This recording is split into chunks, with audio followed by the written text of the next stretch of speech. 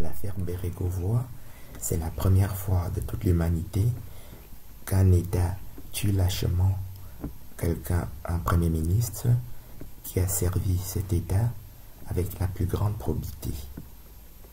C'est la toute première fois. Ça s'appelle dans la Bible, dans Daniel chapitre 7 jusqu'à Daniel chapitre 12, l'abomination de la désolation. Que Christ nous rappelle dans l'Évangile, dans Matthieu chapitre 24, il dit abomination de la désolation, fin du monde. Et Christ rappelle que nous allons gagner cette guerre-là, qu'on appelle donc l'abomination de la désolation, que nous avons rappelé au début de cette longue vidéo, dans Apocalypse chapitre 17, verset 14.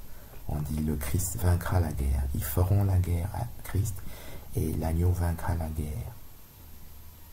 Et les élus, les fidèles qui sont avec Christ vaincront. Apocalypse chapitre 17, verset 14. D'ailleurs, au verset 8, on dit la bête que tu as vue n'est plus. Donc, la bête, c'est le dragon, qui est le faux prophète qu'on nous présente déjà dans Apocalypse chapitre 16. Donc, le complot qu'on appelle aujourd'hui Nouvel Ordre Mondial est décrit dans Apocalypse, c'est ça que nous parlons ici, est décrit dans Apocalypse 16, ça s'appelle Armageddon, Apocalypse 16, verset 13. On dit, je vis la bête, le dragon et le faux prophète, et qui a un esprit de grenouille qui sort de leur bouche. Donc, ils ont un esprit de grenouille. C'est un dragon c'est comme un gros lion, qui est même plus gros qu'un lion, mais qui a la puissance d'une grenouille. Donc la puissance effective, c'est une grenouille. Et c'est la franc-maçonnerie en fait. C'est très effrayant, ça pose des actes très très violents, qu'on appelle dans le livre de la sagesse, on dit mystère, sorcellerie, tueur d'hommes, assassin, meurtrier, tueur d'êtres sans défense. Livre de la sagesse qui est écrit par Salomon. Et dans Apocalypse 16, ça s'appelle Armageddon, qui est la guerre d'Armageddon, Apocalypse chapitre 16, du verset 13 jusqu'au verset 16. Et l'ange du feu, l'ange des eaux qui est décrit au verset 5, c'est le Christ qui gagne la guerre, qui gagne cette guerre-là. Tout le chapitre va jusqu'au verset 21. Et la victoire se trouve dans Apocalypse 19. Christ apparaît sur le cheval blanc au verset 11 et renverse l'antéchrist, le faux prophète, et au verset 20. Et renverse son armée au verset 21, Apocalypse 19. La même guerre est décrite dans Apocalypse chapitre 20 avec le nom de Gog et Magog. Et c'est aussi Christ et ses fidèles qui gagnent cette guerre-là. Donc, dans l'affaire Bérégovoy, l'État tue son propre Premier ministre. Ça n'a jamais existé avant. Quelqu'un qui a servi le pays avec la plus grande probité et qui était toujours en fonction comme maire et comme député avec toujours la même grande probité, le plus grand engagement. On le tue lâchement et c'est l'État qui le tue puisque j'ai dit que c'est son garde du corps qui l'a tué avec son chauffeur. Et l'État a présenté ça au pays de manière très injurieuse et très impolie et très irrespectueuse par rapport au pays, aux 60 millions de Français, et par rapport à sa femme. Aucune enquête n'a été faite et on a dit qu'il s'est suicidé. La femme a fait tous les efforts qu'elle pouvait pour que même 1/1000 de la vérité soit établie et ils ne l'ont pas fait. Donc ils se sont moqués de la femme et de ses enfants et de toute sa famille et de tout le peuple français. Bon, l'affaire peut être résolue désormais parce qu'un savant n'a pas besoin. Les savants d'auparavant comme Louis Pasteur ou Marie Curie faisaient les exploits qu'ils faisaient avec seulement 10% du matériel que nous avons aujourd'hui. Ils n'avaient pas d'ordinateur par exemple. Un article scientifique, quand j'écris un article scientifique, je lis 5000 pages. Et j'écris moi-même 5000 pages qu'il faut résumer à la fin en 2 pages ou 3 pages maximum. Donc rien que l'exploit logistique matériel comme ça est terrible. Ils faisaient la même chose à l'époque, ils n'avaient pas d'ordinateur. Aujourd'hui, on a des ordinateurs avec des calculateurs, des tables Excel pour calculer, pour rassembler nos données. Ils n'avaient pas ça. Donc, tu peux résoudre une grosse affaire sans, tu n'as pas besoin de dire ils n'ont pas fait d'expertise balistique. Ça, on ne faut pas raconter une histoire comme ça. Il faut juste dire que bon, voilà, voici la preuve que c'était un assassinat. Parce que, voilà. Et puis, rester même dans cette preuve-là. Un soliste, il n'a pas besoin d'aller très loin. Il peut jouer sur la moitié de son clavier. Il n'a pas besoin de jouer sur tout le clavier. Et faire une partition qui est satisfaisante. On n'a pas besoin de l'expertise balistique. On n'a pas besoin de choses comme ça. Tout ce que nous avons dit, on peut rester sur ce qu'on a déjà dit là. Le mois dernier, j'ai dit plus que ça. Mais il fallait juste dire des choses qui sont fermées. Tu prends un pilier, tu fais des fondements qui sont fermés. Donc, on va terminer ça. Donc ici, nous venons de rappeler que donc, ça s'appelle l'abomination de la désolation, fin du monde, dans Matthieu chapitre 24. Et Christ décrit là que nous allons gagner cette guerre. Le Ku Klux Klan, qui est dans une création d'Albert Pike, qui est un Ashkenaz, qui est le père de la franc-maçonnerie, qui a écrit tous les rites de la franc-maçonnerie, est responsable de cette chose-là. C'est aussi eux qui ont assassiné Jean-Paul Ier. Et à partir de Jean-Paul Ier, tous les papes sont vraiment faux. Et à partir après Bérégovoy, tous les ministres sont faux. C'est ça qu'on appelle un hologramme, ça veut dire ce sont des gens qui ce n'est plus des ministres. Voilà. C'est ça qu'on appelle l'abomination de la désolation. En fait, je parlais de mon affaire, de l'affaire Tuech, et du rapport que les policiers ont fait dans mon affaire. Et c'est très grave parce que un policier a une probité d'intégrité et d'incorruptibilité. Donc, les rapports que les policiers de Talence ont fait dans mon rapport, dans mon dossier, devant la justice, et c'est très grave parce qu'un policier a une présomption d'incorruptibilité. Donc si un policier dit quelque chose sur toi, tout le monde pense que c'est vrai. Alors quand un expert dit la même chose ou dit autre chose, tu peux dire que c'est faux et tout le monde croit que c'est faux. Parce qu'un expert, c'est un civil qui n'a pas la même présomption d'incorruptibilité. Quand tu attaques des juges, comme je le fais maintenant à la Cour de cassation, ça choque parce qu'il y a 80 juges. Mais tout le monde sait qu'un juge qui a une présomption d'incorruptibilité. La Cour de cassation est d'ailleurs là pour ça. La Cour de cassation ne juge pas le fond de l'affaire et se contente de constater que les juges n'ont pas rendu le droit. Voilà. C'est de ça qu'on parlait. Mais comme l'affaire de Bérégovoy est une affaire beaucoup plus grave, puisque c'est une affaire d'État et qui n'avait pas été lavée jusqu'à présent, la digression que je fais maintenant sur ce que j'étais en train de raconter est très très importante. Donc je répète, j'ai fait une série complète sur l'assassinat de Pierre Bérégovoy en septembre et en septembre dernier. Il suffit de taper tuer sur YouTube, assassinat de Pierre Bérégovoy, qui a donc été repartagé parce que c'est la première fois qu'une analyse comme ça est faite. Les gens ont toujours mal analysé cette affaire. Bien, donc, troisièmement, il était allé manger en famille dans son village.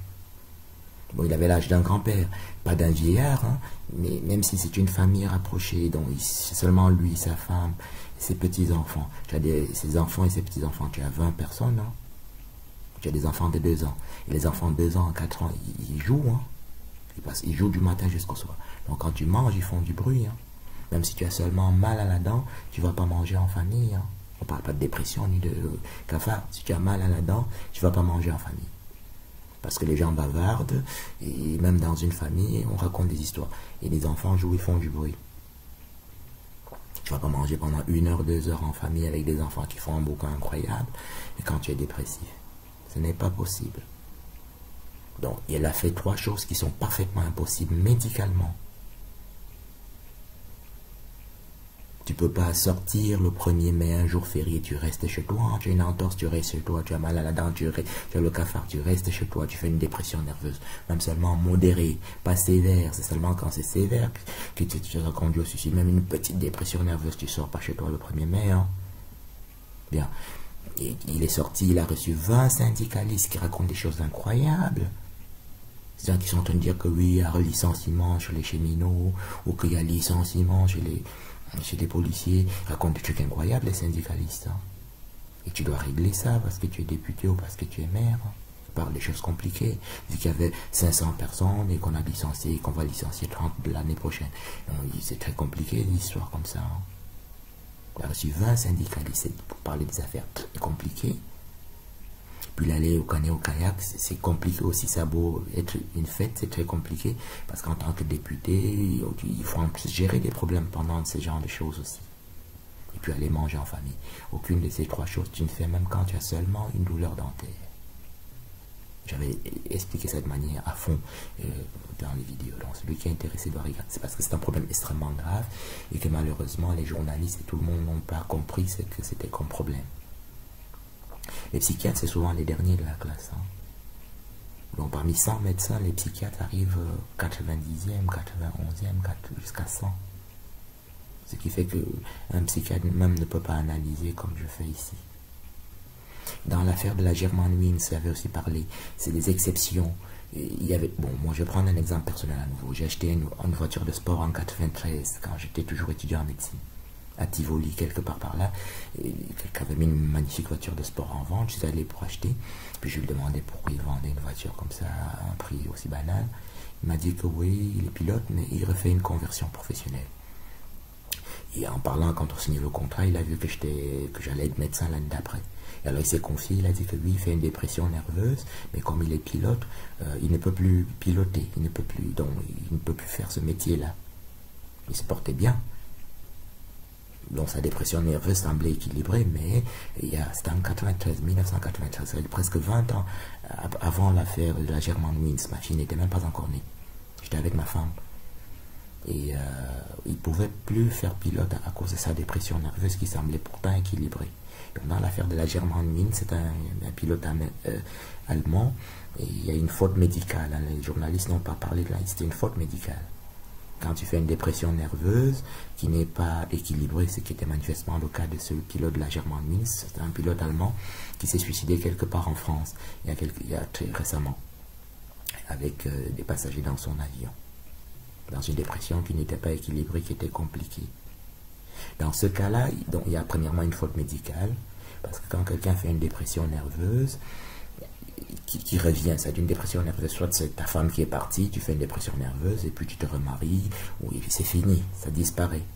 Mais si ça fait une dépression nerveuse comme ça qui est récurrente, qui ne s'équilibre pas et qui revient régulièrement, tu ne peux plus faire même un métier quelconque, c'est-à-dire même comme boulanger, tu ne peux pas faire, travailler dans un restaurant, tu ne peux pas faire parce que ta dépression n'est pas équilibrée. Et qu'à tout moment, tu peux exploser le gaz dans le restaurant parce que tu n'es pas bien, et ça tue tous les clients du restaurant et ça a fait effondrer tout l'immeuble et tout le quartier même. Donc je répète, une dépression nerveuse, ta femme est partie, et puis paf, après tu te remaries 6 mois après ou l'année d'un an, et puis c'est fini. Mais une dépression nerveuse comme maladie qui est récurrente, tu ne peux pas faire, c'est à ton médecin de bien te conseiller, tu ne peux plus faire ça, plein de métiers. Tu ne peux pas faire conducteur de bus, tu ne peux pas faire plein de choses. Tu peux même être contraint à rester comme ça, à ne rien faire. Donc dans l'affaire de la Germanwings, qui est une dépression caractérisée, qui n'était pas équilibrée, qui était chronique, tu ne peux plus faire ce métier-là. Donc en Belgique, 20 ans avant ça, j'ai acheté une magnifique voiture de sport à Tivoli dans un pilote qui était dans une magnifique villa avec sa femme, et il a vendu, il avait une 50aine d'années, il ne pouvait plus piloter à cause de sa dépression nerveuse qui pourtant semblait équilibrée. Voilà. Donc dans l'affaire de la Germanwings, il y avait une heure. Et dans l'affaire de la Germanwings, il y a plusieurs témoignages, pas témoignages de personnes, il y a un témoignage médical, il y a des médicaments qu'ils prenaient, des prescriptions médicales qu'on voit que c'était une dépression qui n'était pas équilibrée. Dans les assassinats, il y a souvent 2 bêtes témoignages comme ça, 2 amis, 2 faux amis, qui disent, comme dans le cas de Pierre Bérégovoy, que oui, il avait dit qu'il voulait se suicider, alors que la femme de Pierre Bérégovoy n'était même pas au courant. Et qu'on n'a pas de preuves médicales, c'était des prescriptions des médicaments qu'il prenait pour prouver qu'il y avait une dépression instable, une dépression qui était non contrôlée. C'est la femme qui est souvent le premier témoin. Hein. Si ta femme dit que non, il ne voulait pas se suicider, ça veut dire que non, il ne voulait pas se suicider. Hein. On ne prend pas 2 crétins francs-maçons quelconques pour dire que oui, il voulait se suicider. Hein. Ça, c'est pas un témoignage, ça. Hein. Dans des conditions normales, un journaliste normal ne tient pas compte de ce genre de conneries. Hein. C'est parce que je répète, il n'y a plus de journalistes, hein. Il faut savoir ces choses-là. Hein. Et je suis pas en train de parler de moi, et les conséquences des choses sont terribles. Le journaliste en question s'est fâché parce qu'il est à Lille, et que c'est une ville qui est avec un bon maire, et c'est une ville qui est très très équilibrée, qui est très propre. Et il y a des problèmes de désert médical, c'est comme ça qu'on appelle ça en France, et qui n'est pas très grave à Lille. Donc ils peuvent contrôler le problème très rapidement. Donc si tu as un seul directeur médical qui commence à faire des conneries, le premier japonais qui vient travailler, si tu le payes pas, il rentre au Japon, hein, et là-bas il raconte que ouais, on m'a pas payé. Alors que s'il est bien, 10 japonais arrivent rapidement. Et si 10 japonais viennent travailler parce que c'est bien à Lille, ça suffit pour régler le problème des déserts médicaux à Lille pour 100 ans. Alors que si on ne le paye pas, il rentre au Japon, chaque fois qu'il mange avec un collègue, il raconte ça comme ça, on ne m'avait pas payé, et personne ne vient plus. Et l'autre qui s'en va en Chine, il raconte que ouais, à Lille on ne paye pas, et ça fait que les Chinois ne viennent pas non plus. Et les Chinois qui viennent passer les vacances à Paris racontent à Paris que ouais, on ne paye pas les gens à Lille. Ce qui fait que même les Parisiens ne vont pas à Lille. Comme les Chinois vont en vacances partout, ils vont en Belgique, ils racontent ça, c'est que même les Belges ne viennent pas. Concrètement, ils m'ont payé c'était le 19 septembre 2009. Ils m'ont payé, j'ai déposé le chèque, je suis parti travailler en Guyane. Hein. Alors que j'avais été payé, j'ai arrêté mon contrat tout de suite. Mais ils m'ont remis le chèque. Parce que c'est quand j'étais chez le journaliste que j'ai compris qu'il y avait une tentative d'arnaque. Parce que le journaliste, c'est sa ville, il connaît les hôpitaux, il connaît les cliniques, parce qu'ils font des histoires comme ça, les journalistes. Ils vont faire des reportages partout, donc il sait qu'il n'y a pas de problème financier. Et bon, et quand on m'a donné mon chèque, j'ai vu que ce n'était pas un problème financier. Donc je pensais que c'était une tentative d'arnaque. Je suis parti. Donc j'ai arrêté mon contrat instantanément. Je suis parti travailler en Guyane française. Voilà. C'était le 19 septembre qu'ils m'ont donné le chèque. Le 19 septembre 2009. Je suis parti. Et il s'est fâché pour ça, le journaliste, parce qu'il a compris. Il a analysé ça propre. Je ne suis pas journaliste. Mais j'ai pensé qu'il a analysé ça comme ça. Il s'est dit que si un Gabonais ou un Japonais vient travailler chez nous, et ça peut régler si on le paye, si on lui donne à manger, on lui donne des putes ou des femmes, il va rester. Il va à téléphone faire venir des copains. Et qu'il n'y aura pas de problème de désert médical. Lille, c'est une magnifique ville, très propre, et qui peuvent régler tous leurs problèmes facilement. Donc, ce n'est pas une grosse ville incontrôlable comme Marseille, Paris. Hein. Des petites villes qui sont très bien contrôlées avec un bon maire et une très très bonne équipe par-ci par-là, ce qui fait que les problèmes des déserts médicaux, ça peut être contrôlé très facilement. Et que s'il y a un bête directeur qui commence à faire des conneries, et le journaliste l'a pris, il a compris ça comme ça. Donc quand tu vas à la police, moi j'ai pris le TGV de Paris pour Bordeaux le 30 septembre 2019. J'étais très surpris, c'était 20 h et le train était plein d'avocats et de médecins qui travaillent à Paris et qui viennent habiter Bordeaux. J'étais très surpris. J'étais en deuxième classe, avant je voyageais en première classe quand j'exerçais, mais maintenant c'était en deuxième classe et c'était plein et chacun a son ordinateur, c'était des avocats. Donc tout un TGV, peut-être 1000 passagers qui viennent habiter Bordeaux. Hein. Peut-être que si tu es policier à Paris, quelqu'un vient te dire on a volé mon sac à main et tu t'en fous. C'est-à-dire que la même personne l'année prochaine vient habiter à Bordeaux hein, ou à Marseille. Hein. Donc nos actes ont des conséquences incroyables. Hein. Voilà. Et donc conséquemment, j'ai pris mes affaires, je suis parti travailler en Guyane en 2009. Donc j'ai arrêté, c'est une magnifique clinique d'urologie, la plus grosse clinique de l'île, à cause d'une bête connerie comme ça, j'ai jamais su pourquoi c'était. Donc je suis parti tout de suite. Voilà. Et j'en ai parlé quand tu es en Guyane, tu dis ouais je viens de tel endroit et on m'avait pas payé, tu racontes ça comme ça. Voilà. Et puis les gens ils vont plus là-bas. Et c'est pour ça que ce journaliste a vraiment bien fait de réagir comme ça. Mon affaire actuelle, je ne dis pas que c'est une simple affaire puisque elle se trouve à la Cour de cassation et qu'il y a 80 magistrats qui sont impliqués dedans. Mais raison de plus, dans un pays comme la France, on ne peut pas accepter qu'il y ait des hôpitaux psychiatriques où on enferme des gens pour rien. Et en fait, je voulais parler du professeur Luc Montagnier. Je l'ai vu en juin dernier passer sur une très très grande chaîne française. À un moment donné, donc il a dû répondre à une question du journaliste sur le Covid et le vaccin et le faux vaccin.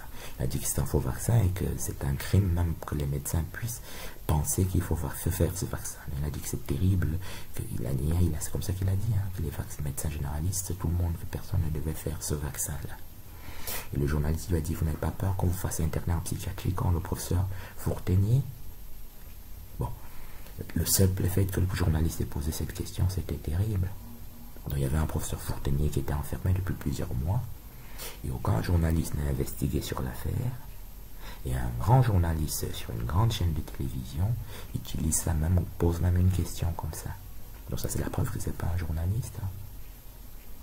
Il y a 10 ou 20 ans, la même affaire, un journaliste quelconque va faire un reportage pour voir pourquoi on l'a enfermé, pour voir de quoi il s'agit, et il lit ça à l'affaire Giacomo, il lit ça à mon affaire.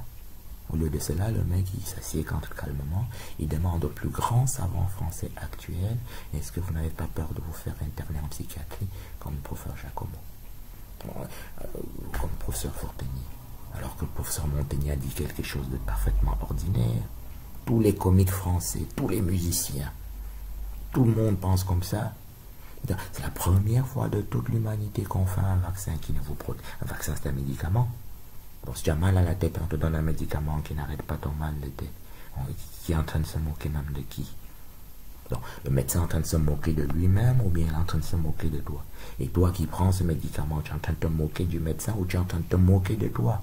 Ou de ta femme, que tu as dit je vais chez le médecin, j'ai mal à la tête. Donc, il y a une fumisterie globale dans cette affaire qui est terrible. Un vaccin, c'est un médicament qui est préventif, mais qui est aussi thérapeutique. Donc, on te le donne parce que tu ne vas pas attraper la grippe. C'est ça l'esprit du vaccin de la grippe. Le médecin te fait le vaccin parce que tu ne vas pas attraper la grippe. Et en ne l'attrapant pas, tu ne vas pas le contaminer à quelqu'un qui est même peut-être plus fragile que toi. Et que lui, s'il l'a, il va mourir. Donc, tu te protèges et tu protèges l'autre personne. Si maintenant tu as un vaccin qui ne donne pas au moins ces deux prérequis, c'est-à-dire qui ne te protège pas parce que tu peux attraper la maladie et qui ne t'empêche pas de transmettre la maladie. Ça, c'est les deux prérequis. Hein. Il y en a quelques autres, mais on ne va pas compliquer plus que ça. Donc, le journaliste était totalement faux d'avoir posé cette question à Luc Montagny. Hein. Chacun peut retrouver ça. Il suffit de l'appeler Luc Montagny, Covid. Voilà. C'est terrible. C'est ça la société. Donc, avant, on a mis un professeur Forteny dans un pays qui est le premier pays des droits de l'homme. Hein, ce n'est pas les États-Unis. Les États-Unis, c'est un pays même plus barbare que l'Arabie Saoudite. Hein. Les pays les plus barbares au monde, c'est l'Arabie Saoudite, c'est les États-Unis et l'Australie. Hein. C'est des pays qui sont partis d'Angleterre et qui ont envahi et qui ont tué tout le monde là où ils ont conquis, qui ont exproprié les gens de force. Hein. Donc les droits de l'homme, ce n'est pas les États-Unis, contrairement à ce qu'on peut croire. Les droits de l'homme, c'est toujours la France. Le premier pays des droits de l'homme, c'est la France. Donc un journaliste en France demande au plus grand savant de tous les temps français que tu n'as pas peur de te faire interner en psychiatrie comme un autre professeur. Ça veut dire quoi? Dans les pays où on fait du goulag, comme en Russie ou en Chine, on met des ennemis politiques, mais non, même pas des savants en psychiatrie. Et le journaliste n'est pas choqué. C'est-à-dire qu'il n'est pas choqué qu'on ait mis le professeur Forteny en prison. Il n'est pas choqué de l'hypothèse future qu'on puisse mettre Luc Montagny en prison. Tu vois, il pose même la question. C'est ça qu'on est en train d'expliquer. À Madame Chantal Arens, première présidente de la Cour de cassation, Bordeaux, le 4 octobre 2021. Requête en suspicion légitime. Article 662 du Code de procédure pénale. Numéro 1. Le docteur Serge Tuech a été abusivement hospitalisé en psychiatrie à l'hôpital Charles Perrens et hôpital de Cadillac du 27 novembre 2014 au 1er décembre 2016. Sans cause ni fondement. Pièce numéro 1. Point. À la ligne. Cette séquestration empoisonnement du docteur Serge Tuech dans le but de faire disparaître ses travaux sur le territoire de Gaza est fait avec la complicité de 80 magistrats du tribunal judiciaire et de la Cour d'appel de Bordeaux, dont Madame la première présidente, et pour lesquels le Conseil supérieur de la magistrature est saisi le 20 juillet 2020. Pièce numéro 2. Point. À la ligne. Numéro 3. Les 40 décisions et arrêts rendus en première instance et en appel impliquent chaque fois la participation d'un juge assis et d'un juge debout, ce dernier représentant le ministère public, parquet du procureur de la République et du parquet général, qui sont indivisibles et substituables et ne peuvent plus aucunement connaître la présente cause, la présente procédure dirigée contre eux-mêmes. Il y a donc 40 magistrats judiciaires et 40 juges du parquet. 40 juges judiciaires et 40 juges du parquet. Pièce numéro 3. Point à la ligne. Numéro 4. La complicité de 20 médecins hospitaliers et experts, pour lesquels aussi le Conseil de l'Ordre des médecins est saisi et auquel il est reproché, ainsi qu'aux magistrats, la conception du faux diagnostic de abolition du discernement et psychose paranoïaque et anosognosie, pièce numéro 4. Point. Point à la ligne. Numéro 5. Ces diagnostics sont définitivement fantaisistes puisque les 10 travaux du docteur Serge Tuet sont publiés dans 4 livres sur Amazon ainsi que sur Facebook et sur divers sites web accessibles gratuitement par tous. 2 points. vk.com/tuech7 et vk.com/tuech10 et vk.com/tuech144. Point à la ligne. Numéro 6. La publication de 4 livres sur Amazon n'est pas possible en présence de ce triple diagnostic. Point à la ligne. Numéro 7. La faute reprochée aux 80 magistrats et 20 médecins hospitaliers et experts est donc manifeste et caractérisée, justifiant la présente action contre Madame la première présidente de la Cour d'appel de Bordeaux, saisie à 5 reprises de demandes en suspicion légitime. Pièces numéro 5 et 6. Point à la ligne. Numéro 8. Ces 80 magistrats ainsi que ces 20 médecins risquent la radiation ASI de la magistrature pour les premiers et la radiation ASI de l'ordre des médecins pour les seconds, ayant les uns et les autres commis la faute professionnelle la plus grave, tant dans la forme que dans le fond. Point à la ligne. Numéro 9. C'est dans ce contexte que le docteur Serge Tuech reçoit des menaces de mort sur son téléphone portable de la part de la préfète de Gironde. Pièce numéro 7. Point à la ligne. Numéro 10. Ces 80 magistrats, dont la moitié du ministère public, ainsi que Madame la première présidente de la Cour d'appel de Bordeaux, sont aussi passibles d'un procès devant la Cour d'assises pour les 10 faits. Point à la ligne. Numéro 11. C'est ainsi que les correspondances écrites et téléphoniques du docteur Serge Tuech sont interceptées et volées et détruites, y compris les requêtes à la Cour de cassation des 27 janvier 2020 et 20 juillet 2020 et 9 novembre 2020 et 22 mars 2021, pièce numéro 8. Point à la ligne. Numéro 12. La présente requête est adressée à Madame la première présidente de la Cour d'appel de Bordeaux par lettre recommandée accusée de réception selon les dispositions de l'article 662 par cours du Code de procédure pénale. En sorte que Madame Chantal Arens, première présidente de la Cour de cassation, prendra aussi toute mesure utile, y compris la désignation d'office d'un avocat au Conseil pour la mise en état de la présente procédure, qui vise le dépaysement de la présente cause pour l'avoir jugée de manière effective devant la Cour d'assises et le Conseil de l'Ordre des médecins et toute autre juridiction professionnelle et pénale. Point à la ligne. Signé Dr Serge Tuech avec mon adresse. Donc ici, nous parlons pour la première fois de quelque chose qui n'est pas médical. Donc, on a dit police, virilité. Donc, on a parlé de footing. Et les policiers des Talences, l'intelligence de la police est nationale. Hein. Parce que pour assassiner quelqu'un, comme on a dit depuis le début, on te fiche, tu es fiché au niveau national. Par exemple, comme un terroriste ou par exemple comme autre chose. Donc, ce que je dis là est bien connu de la police des Talences, mais aussi de la police nationale en général. On va préciser certaines choses. Pour moi, Albert Einstein a l'intelligence d'un nourrisson. Pour moi, Thomas d'Aquin, qui est le premier des 40 savants de l'Église catholique, bon, la France n'a pas catholique, et il y a 40 savants dans l'Église catholique, 40 docteurs, et Thomas d'Aquin est le premier de ces 40 docteurs. J'ai déjà fait au mois de juin 2020, il y a un an, toute une série de vidéos pour expliquer que Thomas d'Aquin est littéralement un crétin pour moi. Je suis un très grand catholique, très pratiquant.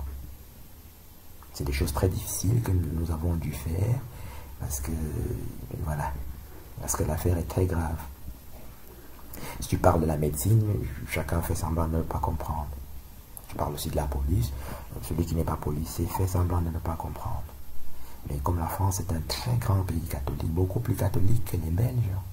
En Belgique, ils ont fait passer une loi sur l'euthanasie, et c'est le grand rêve, par exemple, de Jacques Attali, mais tu vois, ça ne passe pas en France. Donc c'est vraiment un très grand pays catholique, hein, il faut le savoir. Et donc, Thomas d'Aquin est un crétin, j'ai fait donc, je cherche pas à être injurieux, mais on est obligé parfois de le dire de cette façon-là. Thomas d'Aquin, pour moi, l'intelligence d'un nourrisson, tout le mois de juin 2020, j'ai fait une série de vidéos, de plus de 7 vidéos pour expliquer cela. Nous allons condenser ça ici. Quand on tape par exemple Antéchrist sur YouTube, on trouve cette image qui est un peu anglo-saxon et que c'est les protestants et les catholiques qui ont accepté ça. Il n'y a pas de savant dans l'église protestante, en tout cas pas séquencé de manière intelligente comme les catholiques. Thomas d'Aquin s'appelle Docteur Angélique et il est un saint que les catholiques prient. Donc je comprends très bien la très grande gravité de ce que je suis en train de dire. Et Thomas d'Aquin a donc confondu sur cette image le Christ à l'Antéchrist. C'est qu'il donne l'intelligence d'un nourrisson. Un nourrisson, c'est quelqu'un qui a 11 mois et qui commence à marcher. À ce moment-là, les enfants deviennent forts, il marche, il fait quelques pas, et il enlève la force suffisante pour arracher ses chaussures, ce qu'il ne pouvait pas faire avant. Et il les remet lui-même, et il les remet à l'envers. C'est une confusion. C'est la faute la plus grave qu'on puisse faire. Confusion, puisqu'on parle de la police, c'est quelqu'un qui est entré dans l'autoroute en sens inverse. C'est ça une confusion. Et c'est aussi la faute la plus grave qu'on puisse faire. Ça veut dire que soit tu abuses, soit que tu es vraiment fou. Donc Thomas d'Aquin, sur cette image, confond le Christ à l'Antéchrist. Et l'image qu'on voit, ça s'appelle Apocalypse chapitre 6. Et on y décrit du verset 1 au verset 3. On dit, voici paru un cheval blanc, celui qui le monte s'appelle fidèle, et on lui donne une couronne et un arc. Il est parti en vainqueur pour vaincre. Il y a 3 mots. Donc il y a il y a un cheval blanc, il y a une couronne, et puis il y a un arc. Et il y a vainqueur pour vaincre, donc il y a 4 mots. On va enlever arc, on va prendre vainqueur pour vaincre, ça fait 3, pour simplifier. Cheval blanc dans toute la Bible, c'est le Christ, qu'on trouve ici dans Apocalypse chapitre 6, qu'on trouve dans Apocalypse chapitre 19, en tant que Christ vainqueur, il renverse l'Antéchrist. Mais cheval blanc dans toute la Bible, même dans le cantique de Déborah, dans l'Ancien Testament, c'est le Christ. Et Thomas d'Aquin l'a confondu à l'Antéchrist. Vainqueur pour vaincre, c'est le Christ. On dit dans Romains chapitre 8, on dit plus que vainqueur. On dit dans Genèse chapitre 14, on dit Abraham vainqueur. Tous les dons que Christ reçoit, il le reçoit d'Abraham son père. Vainqueur dans toute la Bible. Quand vous tapez dans la Bible électronique vainqueur, vous trouvez que c'est toujours le Christ. Et c'est fidèle. Apocalypse chapitre 14, verset 17, on dit le Christ vaincra la guerre. Tous les fidèles qui accompagnent le Christ, les élus, vaincront la guerre. Donc vainqueur pour vaincre, ça veut dire 2 fois vainqueur, ça veut dire plus que vainqueur de Romains 8, ça veut dire vainqueur d'Apocalypse chapitre 14 verset 17. Et Thomas d'Aquin ici a confondu le Christ à l'Antéchrist. Le 3e mot, on a dit cheval blanc, vainqueur pour vaincre, on a dit couronne. Couronne, depuis le livre de la Genèse jusqu'à le livre de l'Apocalypse, c'est toujours Abraham, on dit Abraham dans Genèse 14, on dit Abraham roi, roi veut dire vainqueur. Dans Genèse chapitre 49, on dit Abraham couronne. Dans le 2e livre d'Esdras, on dit Abraham ange de l'Éternel. Donc tous les titres que Christ nous présente dans l'Évangile, il les a reçus de Abraham son père. Donc couronne, il n'y a pas un seul antéchrist dans toute la Bible qui porte la couronne. Le premier antéchrist de toute la Bible, c'est les antéchrists du temps de Noé qui ne sont pas nommés. Non, ils ne sont pas nommés comme du temps d'Abraham. Donc on ne va pas les considérer. On prend Genèse chapitre 12 quand Abraham apparaît. Genèse chapitre 11, il apparaît, il s'est manifesté mieux dans Genèse chapitre 12. Et là, on voit l'Égyptien, le pharaon, qui vole Sarah, sa femme, la femme d'Abraham, Sarah. Et on ne mentionne nulle part sa couronne. Non? Un peu plus loin, toujours dans l'île de Genèse, Genèse chapitre 12, 13, 14, jusqu'à Genèse chapitre 20, on voit Abimelech qui prend à nouveau la femme de Sarah. Parce qu'elle est très jolie, il essaie de la lui enlever. C'était un antéchrist pour cette raison-là. Parce qu'Abraham représente le Christ, son père. Et Abraham, on ne voit pas la couronne d'Abimelech. Donc il n'y a pas de couronne de Pharaon. Pharaon n'a pas de couronne dans Genèse chapitre 12. Abimelech dans la suite, que le deuxième antéchrist n'a pas de couronne non plus. Un gros antéchrist qui apparaît, c'est par exemple Nebuchadnezzar dans le livre de Daniel. Quand vous tapez Nebuchadnezzar, il apparaît par exemple le livre de Judith, partout où vous le verrez, il n'y a pas de couronne. Il n'y a pas de couronne de Nebuchadnezzar. On ne voit nulle part Nebuchadnezzar portant une couronne. Bon, dans le Nouveau Testament, les antéchrists, on a Hérode, Ponce Pilate, qui maltraite le Christ. On chante ça dans la messe chrismale et dans la passion du Christ, la messe des rameaux. Et on ne voit pas là de couronne attachée à Ponce Pilate, ni à Hérode. Il n'y a pas un seul, je fais des exégèses exhaustives. Aucun antéchrist ne porte de couronne. Couronne, c'est toujours le Christ, qu'on trouve aussi dans Apocalypse 14, en tant qu'ange de la mort, qu'on appelle moissonneur. Et c'est toujours le Christ qui porte la couronne. Donc Thomas d'Aquin s'est trompé. L'arc qu'on voit, c'est l'épée qu'on trouve dans Psaume 45, que les catholiques chantent pendant la messe, l'Assomption, les festivités de l'Assomption, genre Psaume 45, l'épée et l'arc, c'est la même chose, qu'on trouve aussi dans Psaume 7. L'épée et l'arc, c'est la même chose, qui tire les flèches. C'est un arc qui tire les flèches, et l'épée tire aussi les flèches. Symboliquement, on s'en fout. Mais Thomas d'Aquin, qui est le premier des saints, des 40 docteurs de l'Église catholique, a confondu grossièrement le Christ et l'Antéchrist. Donc pour moi, le docteur Serge Tué, je ne vous parle pas en tant qu'un Zaïrois, en tant qu'un Congolais, des choses qu'on entend, je vous parle en tant qu'un savant, sur tous les domaines. Donc c'est avec cette autorité-là que je parle. Cette autorité-là que les gens doivent subir. Donc pour moi, Thomas d'Aquin a l'intelligence d'un nourrisson. J'ai déjà fait toute une série, des complètes, pas totalement exhaustives, en juin 2020, pour expliquer cela. Albert Einstein aussi, je n'insiste pas sur Albert Einstein, parce qu'après les vidéos ne pourront plus paraître sur YouTube ou nulle part, parce que les gens qui font ça ne vont pas aimer. Mais par contre, je peux parler librement de Thomas d'Aquin, par exemple. Je parle d'Albert Einstein de manière exhaustive. YouTube va supprimer les vidéos. Mais Albert Einstein a pour moi l'intelligence, même moins que d'un nourrisson. Donc chaque policier au monde, si tu prends le chef d'état-major de l'armée française, pour moi il a moins que l'intelligence d'un nourrisson. Donc les gens doivent subir ce que j'explique. En partant de cela, je ne suis pas en train de parler comme un Zaïrois ou comme un Congolais. Je suis en train de parler comme un savant de manière définitive. Voilà. François Molins représente le premier policier de France. Le premier policier de France, c'est pas comme les journalistes qui sont des crétins puissants, le présente sous forme du ministre de l'Intérieur. C'est faux. Si on dit à un chirurgien ou même un médecin généraliste que le premier médecin de France est le ministre de la Santé, il ne te croira pas.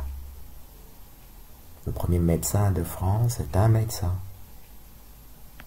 Et comme on l'a dit jusqu'à présent, celui qui représente la police, c'est le procureur, après le procureur général, jusqu'à François Molins. Ça s'arrête à François Molins.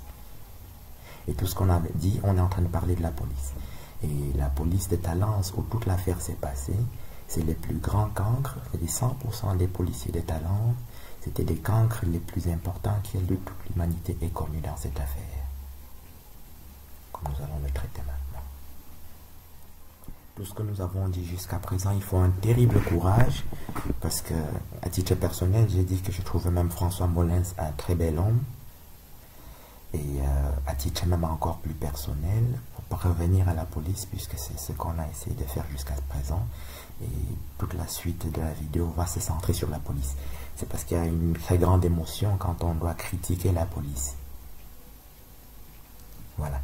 Mais je connais bien la police, j'ai eu cette chance que tout le monde n'a pas toujours eu. Je suis Camerounais d'origine, toute ma petite enfance est passée à Douala, au Cameroun. Et quand j'avais 10 ans, on a affecté mon papa à Yaoundé. Et on habitait, comme ça, notre maison jouxtait l'école de police. Ce qui fait que j'ai eu une chance qu'un garçon de 10 ans ne peut même jamais avoir dans sa vie. Donc tous les jours, je voyais la police faire ses entraînements. Le soir, il faisait du karaté, du judo. Mais dans la journée, il faisait tous les autres entraînements que les policiers connaissent. Il marquait le pas, il marchait, etc. Il faisait les entraînements sur la moto, et c'est magnifique. Donc quand tu deviens grand et que tu as 50 ans, tu découvres que les policiers, c'est des crétins et des mous. C'est-à-dire des sans couilles. Hein. Il n'y a pas un seul policier à talent qui lui reste même une couille. Parce que dans une chirurgie, tu peux avoir une maladie, on enlève un testicule, il reste l'autre testicule. Bon, donc c'est eux qui m'ont capturé et j'étais très surpris du rapport qu'ils ont fait et du rapport qui est resté dans tout le dossier, dans toute la procédure que nous avons définie jusqu'à présent.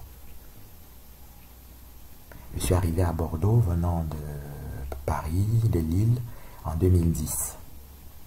Et l'ordre des médecins m'a donc calomnié, comme je l'ai dit, hein, donc il y avait une pétition du Ku Klux Klan qui circulait. Et ça voulait donc, le niveau de médecin que je suis, donc si je suis inscrit à l'ordre des médecins, je deviens doyen de la faculté de médecine instantanément. Et je deviens presque aussi instantanément recteur de l'université. Bon, on ne va pas insister sur cette partie-là. Bon, je suis un très très grand médecin, je dis au monde, je ne dis pas un médecin français. Il n'y a pas un médecin à Bordeaux qui peut me parler même de la pluie et du beau temps. Donc, quand je vais à un congrès à Londres ou dans n'importe quel pays, les médecins qui viennent, qui se trouvent sur ma table par hasard, ne peuvent plus parler. C'est moi qui dois Voilà, c'est un peu ça ce qu'on essaye de dire. Donc, pour parler d'un point de vue purement humain sur ce que je viens de dire, comme il y avait une affaire en cours que je devais démontrer calmement parce que l'ordre des médecins c'est une très grosse intelligence. La police c'est l'intelligence. Hein. Mais l'ordre des médecins a une certaine intelligence. Donc quand il faut un complot pour te psychiatriser, tu dois aller doucement. Aujourd'hui j'ai écrit 4 livres sur Amazon qui prouvent que non, il n'est pas un antisémite ou que toutes les autres accusations qu'on peut faire dans ton dos, ça tombe. Alors, Amazon ça appartient aux juifs. Hein. Tous mes articles sont sur Facebook aussi. Hein. Et sur divers sites web, il y a 300 vidéos sur YouTube. Donc il n'est pas antisémite ou les histoires qu'on peut entendre pour casser l'intelligence des gens. Et ça prouve aussi donc, comme on a dit, qu'il n'est pas fou. Et pour parler d'un point de vue purement masculin, je faisais 6 heures de footing au moment où la police m'a capturé. Talence, il n'y a même pas 1000 habitants, c'est une petite ville. Et tu longes les rails du tram, il y a des caméras partout, la police te voit, ils ont leur patrouille aussi. Quand tu cours 6 heures 2 fois par semaine, tu te traverses 10 patrouilles, 30 patrouilles de police.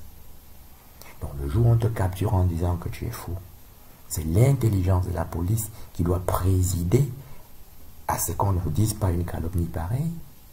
Or ici c'était l'intelligence de la police qui a servi à la calomnie définitive, puisqu'il y avait une calomnie première qui s'est passée depuis 2001 à Rennes, CHU de Rennes, que j'ai cité.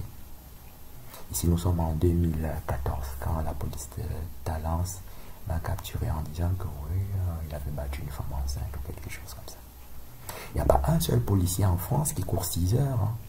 Même les gens du GIGN, ils ne courent pas 6 heures. Moi, je courais 6 heures 2 fois par semaine. 6 heures, c'est ce qu'on appelle un marathon. Il n'y a personne à Talence qui court 6 heures. Parmi les policiers de Talence et parmi les policiers de Bordeaux. Donc, en tant que policier, les policiers représentent pas seulement l'intelligence, ils représentent la virilité.